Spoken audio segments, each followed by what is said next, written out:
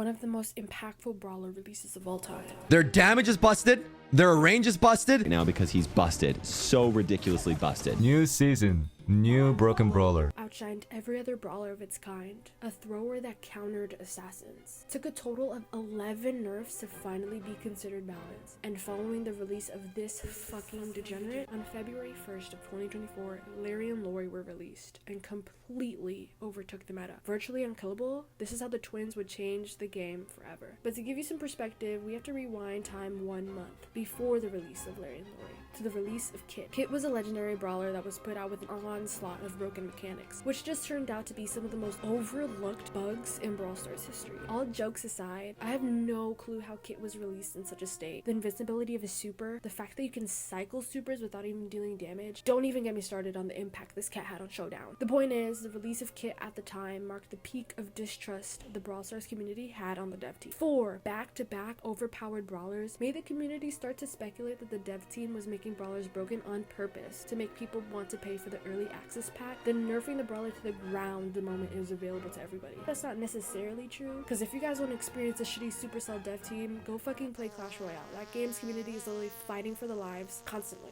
But I digress. Many of the Brawl player base felt super uneasy, as that kind of speculation was no new opinion. Anybody who even had an inkling of that idea that Brawl Stars was just doing it for the profit now felt validated because of Kit's seemingly obvious bugs being that overlooked to the point where people didn't even realize it was bugs to begin with was a big boo-boo on Supercell's part. And just as the unease started to die down a little bit, with everybody saying, oh yeah, Kit's gonna go down as one of the most broken brawlers on release ever, had no idea what's to come. What made Lawrie and Lawrie more widespread throughout the game was that, unlike Kit, the twins were released as epic, making it much more accessible to the average player. Which was crazy to me because upon researching this video, I realized the original plan was for them to be released as mythic brawlers, which would make Lawrie and Lawrie at least a little bit harder to obtain.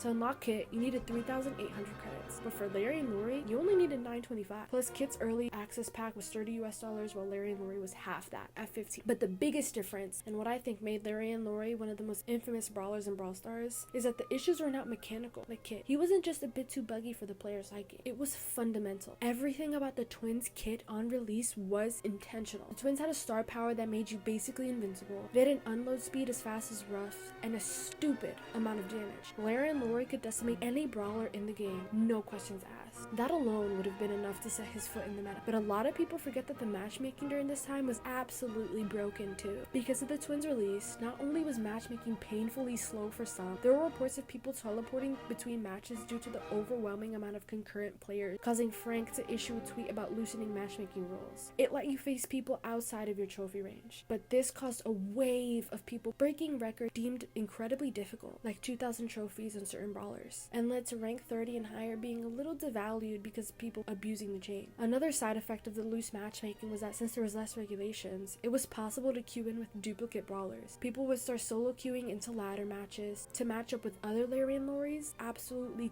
terrorizing ladder and the entire game. It got to a point where everybody, even content creators and pro players, were talking about how the game was absolutely messed up. Both Reddit and Twitter were littered with people just hating on the game and harassing Frank and Adrian. Which, by the way, don't fucking do that. Don't fucking do. Claiming that they did this on purpose and how could this have happened, etc, etc. For those who don't realize, this is intentional and will be harder just as it gets released. They want as many people as possible to pay $40 for their early access. That's why they make it way too broken so they can bait people in. And Frank was obviously sick of it. This outcry lasted forever, and the first time it was a little extinguished was on February 7th when Lawrie and Lawrie were finally nerfed for the first time. And I think during this time too, I can't find it in the patch notes, but they fixed matchmaking in this update as well, because I haven't seen any posts after February 7th talking about the broken matchmaking. Lawrie and Lawrie were still strong after this nerf, but not nearly as much as on release anyways. Luckily, I think this is when the community hate started to die down a little bit too, because I couldn't find too many posts about it, considering it was overshadowed by Buzz's hypercharge leak and the power leak rework, so the mob got pissed about other things. Lawrie and Lawrie would get nerfed again on the 27th of February and then again on the 25th of March, totaling to 11 nerfs, which finally marked the end of the reign these two had on Brawl Stars. I think this served as a lesson to everybody, including the dev team, about new brawler releases and how it should be handled. And how the community should be a little more respectful. Please be real. Even the dev team admitted they never want another Lawrie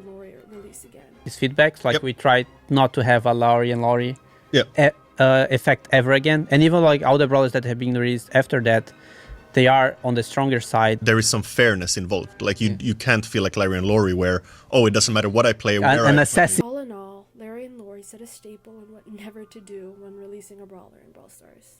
Thank you, and see you next time.